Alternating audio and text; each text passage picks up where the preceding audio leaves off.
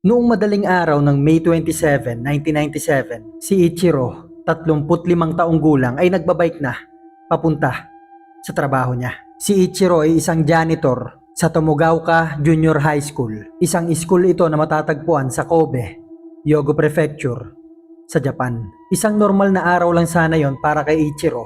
Papasok sa trabaho at uuwi. Walang espesyal na gagawin kagaya ng araw-araw niyang ginagawa. Ang kaso nga lang, nung malapit na siya dun sa school na pinagtatrabahuhan niya, ay may nakita siyang dalawang aling nagmamadaling tumakbo hanggang sa lumagpas na yung mga to sa kanya. Ang napansin ni Ichiro ay parang balisang-balisa yung dalawang ali na yon at parang takot na takot. Binaliwala niya na lang to at nagpatuloy siya sa pagbabike hanggang sa nung tanaw niya na yung gate sa school na pinapasukan niya ay may nakita siya ulit ditong dalawang babae. Nakatitig yung dalawang babae na to sa harap ng gate ng school. At nung malapit na siya dito, nung naaninag niya yung mukha ng dalawang babae na to, ay nagsimula siyang kilabutan. Dahil umiiyak yung mga to at takot na takot. Kaya't ang ginawa ni Ichiro ay nilingon niya yung ulo niya kung saan tumitingin yung dalawang babae na to.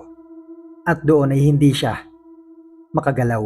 Dahil sigurado siya ng mga oras na yon ay pugot na ulo ng bata yung tinititigan nilang tatlo.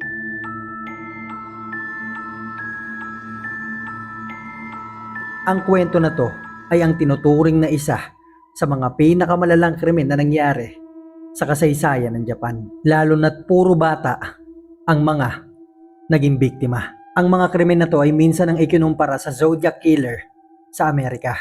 Dahil yung kriminal ay sumusulat sa mga media network, pati na rin sa mga pulis. Makalipas ang ilang minuto na natagpuan yung pugot na ulo na yon sa tapat ng eskwelahan, ay nagdatingan na kaagad yung mga pulis. At dito ay may napansin silang kakaiba dahil sa loob ng bibig ng pugot na ulo na yon ay may ilang mga papel na may mga sulat para sa mga pulis. At yung mga sulat na yon ay isa sa mga nagamit ng mga pulis para mahanap kung sino yung gumawa ng nakakagulat at karumal-dumal na krimen na to. At nung nahanap na ng mga pulis kung sino ang gumawa nito, ay ikinagulat ito hindi lang ng mga estudyante, hindi lang ng mga taong nakatira sa Japan, kundi ng buong mundo, na siyang naging dahilan kaya binago ng Japan ang juvenile law nila makalipas ang ilang taon. Marami na siguro sa inyo ang hindi pa nakakarinig ng kwento na to, pero ngayon ay sasariwain natin ang nakakagulat na nangyari sa Japan noong 1997 na mas kilala sa tinatawag na Kobe Child Murders. At kung kagaya kitang mahilig makinig sa mga ganitong uri ng kwento, mga horror, mystery, mga solved and unsolved cases, ay ilike mo na tong video na to and don't forget to subscribe. Simulan na natin ang kwento.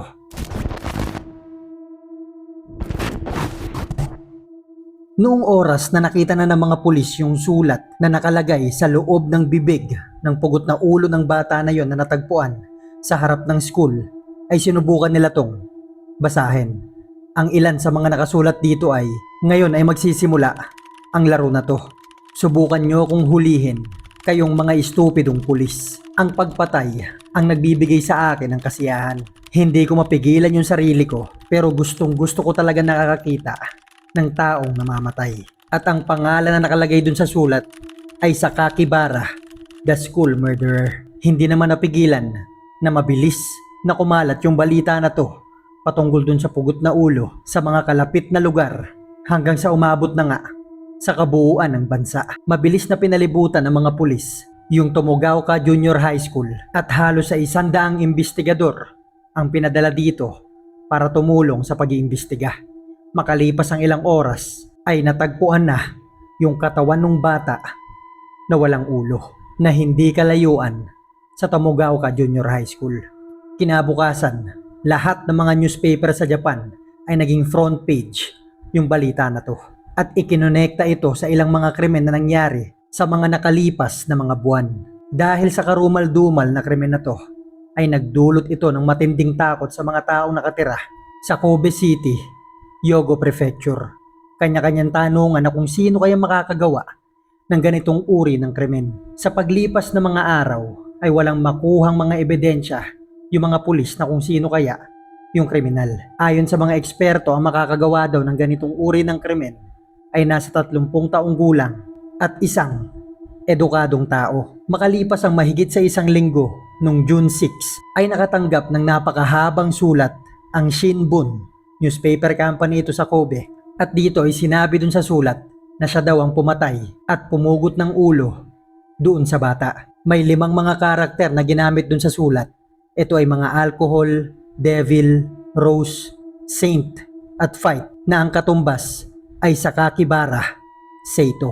Kagaya ng pangalan na nakalagay doon sa sulat na natagpuan sa bibig nung pugot na ulo. Idinagdag niya pa dito na wag daw uulitin yung pagkakamali sa pagbigkas ng pangalan niya dahil yung isang local TV broadcaster ay nabanggit yung pangalan niya na Onibara imbis na Sakakibara. Kaya't idinagdag niya na kapag naulit pa to ay papatay siya ng 3 bata linggo-linggo. Kaya naman simula nito ay naging maingat yung mga pulis maging yung mga TV broadcaster sa pagpapalabas patungkol dito. Idinagdag niya pa dun sa sulat na ang mga eskwelahan daw sa Japan ay parang factory ng mga taong kagaya niya na naiisip pumatay ng mga tao. Masyadong mahaba yung sulat na yon na umabot sa 1,400 mga letra kung saan pinapaliwanag niya yung mga bagay na kaya niyang gawin kaya dapat ay hulihin siya ng mabilis. At nung sinubukan nilang tutukang maigi kung saan galing yung mga sulat na to ay unti-unti na sila nitong dinala sa taong gumawa nung mga krimen. Hanggang sa dumating na ngayong oras na nalaman na ng mga pulis kung sino yung gumawa na talaga namang gumulat sa kabuuan ng Japan maging ng mga karatig bansa. Noong July 7, 1982 ay ipinanganak si Shinichiro Azuma sa Kobe City, Hyogo Prefecture, sa Japan. Simple lang ang pamumuhay niya. Parehong mga magulang ay nagtatrabaho at palagi siyang nasa bahay ng lola niya. Wala namang kakaiba sa kanya nung lumalaki siya. Malikot, palalaro, maraming mga kaibigan, minsan napapaaway. Pero ang takbuhan niya palagi ay ang lola niya. Sa lahat ng sitwasyon ay ito yung kakampi niya. Ang kaso nga lang nung grade 5 siya ay namatay yung lola niya dahil sa katandaan at ang tanging naiwan nito ay yung aso na noon ay palagi niyang tinatawag na aso ni lola. Isa pang kalungkutan ang nangyari, ilang araw lang ang makalipas ay namatay din to kaagad. Mula nun ay wala nang nagiging takbuhan si Shinichiro. Tuwing napapaaway siya, tuwing may problema siya, tuwing may iniisip siyang bagay ay wala na siyang napagsasabihan. Hanggang sa paglipas ng mga buwan ay nahilig na siya sa pagpatay ng mga hayop. Nagsimula ito sa mga suso, mga palaka na kapag nahuhuli niya ay pinapatay niya. Binubuksan niya yung katawan at pinag-aaralan niya yung loob ng mga to. Hanggang sa umabot na sa punto na naisip niya naman pag-eksperimentohan at patayin yung mga malalaking hayop na pagala-gala sa lugar nila. Mula sa mga uod, mga palaka at mga suso ay napunta na ito sa mga aso at mga pusa. Kapag nakakakita siya ng mga ganitong uri ng hayop ay lalapitan niya yung mga to. Bigla niyang papaluin sa ulo hanggang sa mamatay.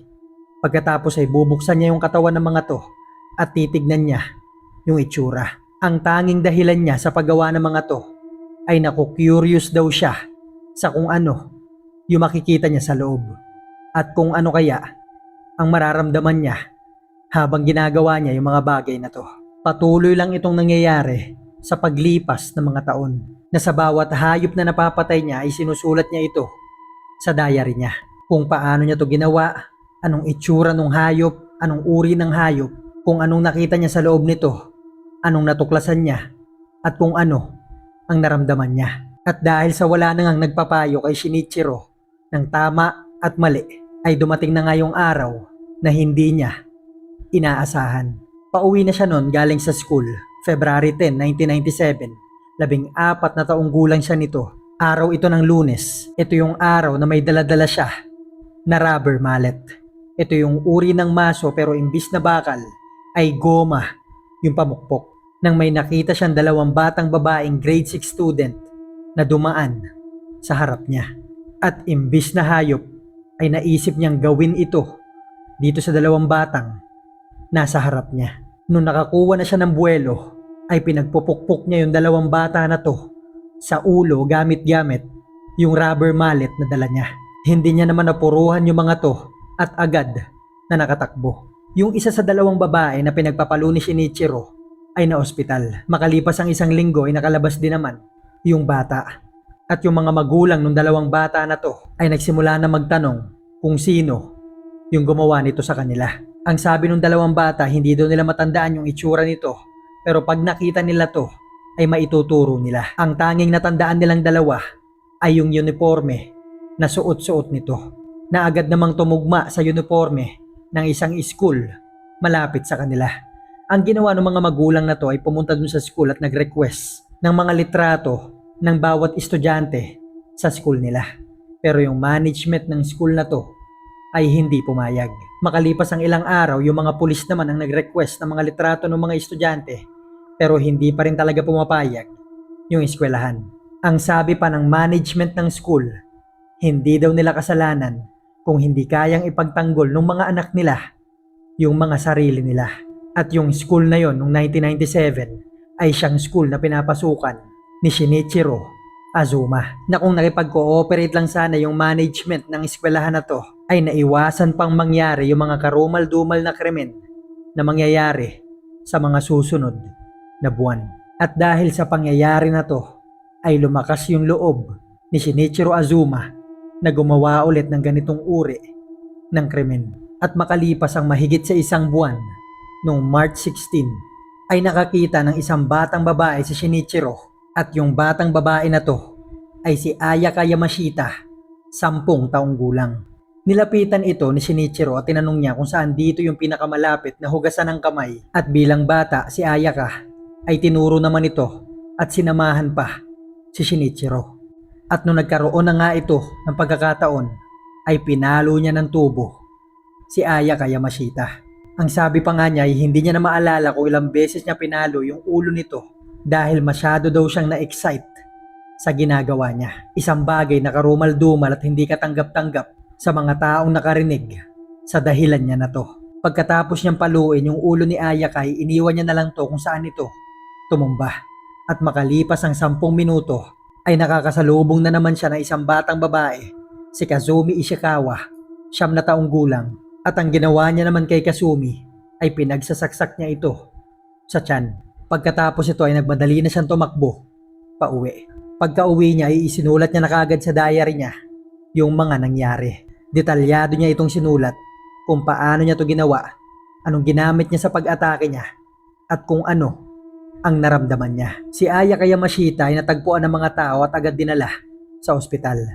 Kaso nga lang, makalipas ang 7 araw noong March 23, isang nakakalungkot na balita ay namatay ito sa ospital. Sa kabilang banda naman, si Kazumi Ishikawa ay nadala kaagad sa ospital at nabuhay. At dahil mga bata nga yung mga biktima ni Shinichiro, ay hindi siya nito na ituturo. Kaya naman sa paglipas ng mga araw ay pataas din ng pataas yung kagustuhan niyang ulit-uliting gawin ito. At lumipas naman ang mahigit sa 2 buwan. Araw ng Sabado, May 24, ay naglalakad-lakad si Shinichiro Azuma sa paligid ng lugar nila. At dito ay nakita niya si Junhase, 11 taong gulang, na naglalaro sa isang kanal dahil may isang pagong dito. Ang ginawa ni Azuma ay inuto niya si Junhase na sumama daw ito sa kanya dahil may alam siyang lugar na may mas malalaking mga pagong. At bilang bata, si Junhase, 11 taong gulang at isa pang special child, ay sumama nga ito kay Shinichiro. At nung nagkaroon na siya ng pagkakataon sa lugar na walang tao, gamit-gamit ang braso niya ay sinakal niya si Junhase. Hindi ito naging madali dahil iyak ng iyak si Junhase, lumalaban ito at napakaingay. Pero makalipas ang ilang minuto ay nagsimula na itong manghina at hindi makahinga. Para masigurado, ang ginawa ni Shinichiro ay tinanggal niya yung sintas ng sapatos ni Junhase at sinakal ito sa biktima niya. Sinakal niya to ng napakatagal para masiguradong hindi na ito mabubuhay. At nung nasigurado niyang wala na itong buhay, ay humiga siya sa dibdib nito. At dito ay naramdaman niya ngang hindi na ito humihinga. Pero may problema na ngayon si Shinichiro.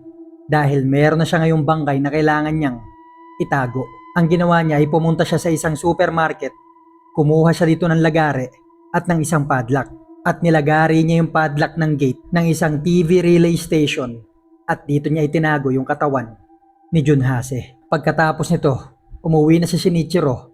Nakasalubong niya pa sa daan yung mga kaibigan niya. Nakipaglaro at nakipagkwentuhan pa siya sa mga to na parang wala siyang ginawang krimen.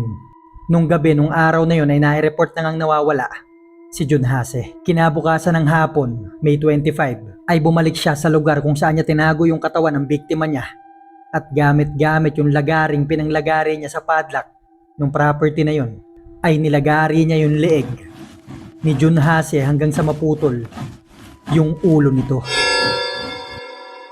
Sinugatan niya pa yung mukha nito, pati yung mata. Sinubukan niyang tanggalin yung dila pero hindi niya na mabuka yung bibig nito. Iniwan niya yung katawan ni Hase sa gilid ng relay station at dinala niya yung ulo nito at tinabi niya malapit sa bahay nila. Nung sumunod na araw, May 26, ay inuwi niya yung ulo nito sa bahay nila. At dito ay nagsimula na siya mag-isip kung paano niya ito itatapon nang hindi siya nahuhuli. At doon niya na nga naisip na iwanan yung ulo nito sa harap ng Tomogaoka Junior High School para maisip ng mga pulis na nagtatrabaho dun sa school ang gumawa ng karumal-dumal na krimen na to. Dito niya na rin naisip na gumawa ng sulat at ipasok sa bibig ng pugot na ulo ni Junhase para makita ng mga pulis. Nung sumunod na araw, May 27, mga 2:00 ng madaling araw, gamit-gamit yung bike ng mama niya ay nagbisikleta siya papunta sa Tomogaoka Junior High School habang daladala niya yung pugot na ulo ni Junhase. Pagdating dito, sinikap niyang iangat yung ulo nito sa ibabaw ng gate. Ang kaso nga lang, nahulog ito sa harap ng school. Hindi niya na to ulit hinawakan at makalipas ang ilang oras ay nagdatingan na nga yung mga tao na nakakita doon sa ulo kasama dito si Ichiro na janitor ng school. At dito na nga nagsimulang pumutok yung balita. Ang isa sa mga ininterrogate ng mga pulis ay yung bantay ng TV relay station pero napakawalan din naman ito kaagad. May ilan pang mga ininterrogate yung mga pulis pero matibay yung mga alibay ng mga to. Hanggang sa natanggap na nga ng Shinbun Newspaper Company yung sulat ni Shinichiro na umabot sa 1,400 letters na siyang naging sanhi ng pagkakahuli sa kanya.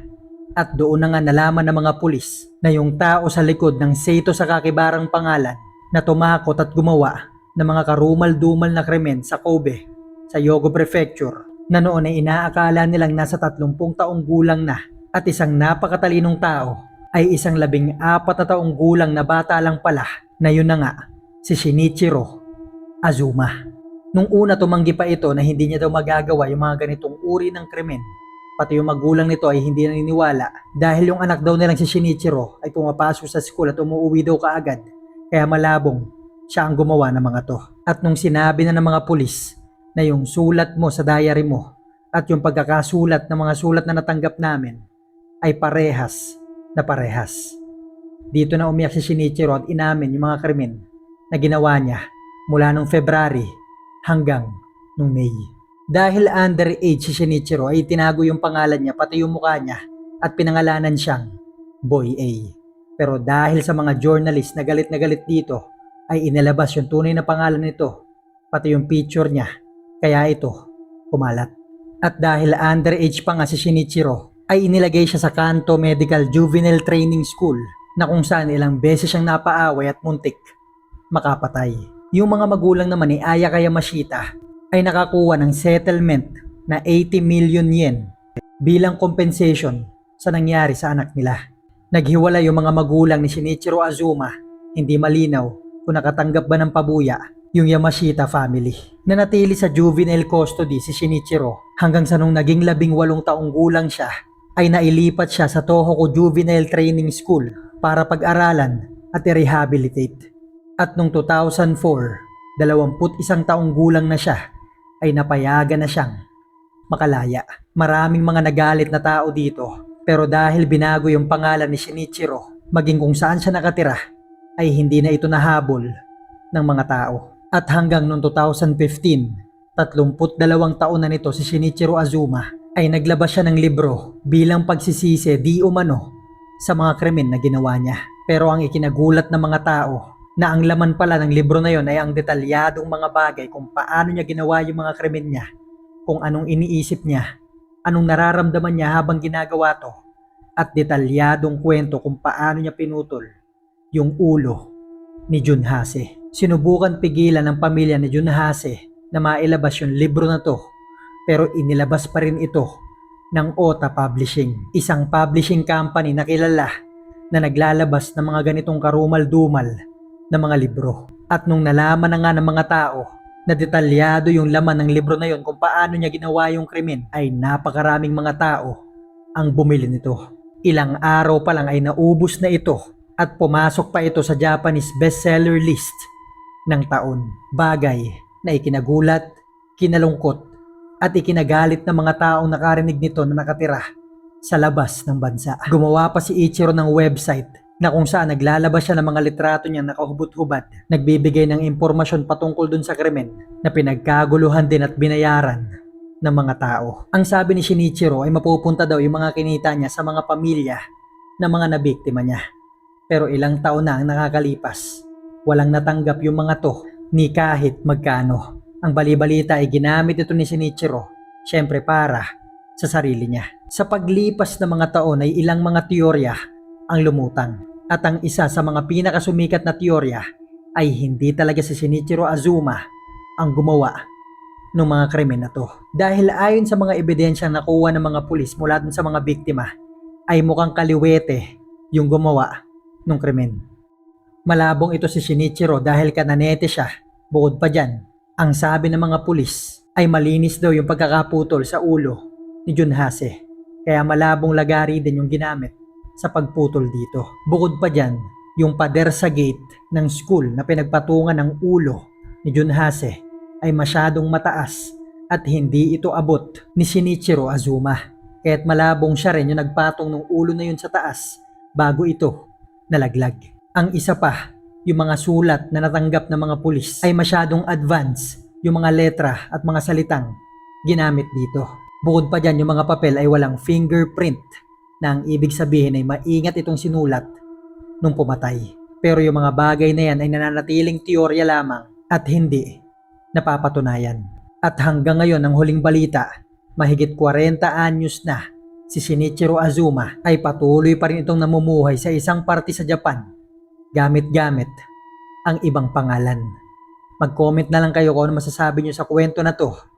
Thank you for watching guys at magkita-kita na lang tayo sa susunod na kwento.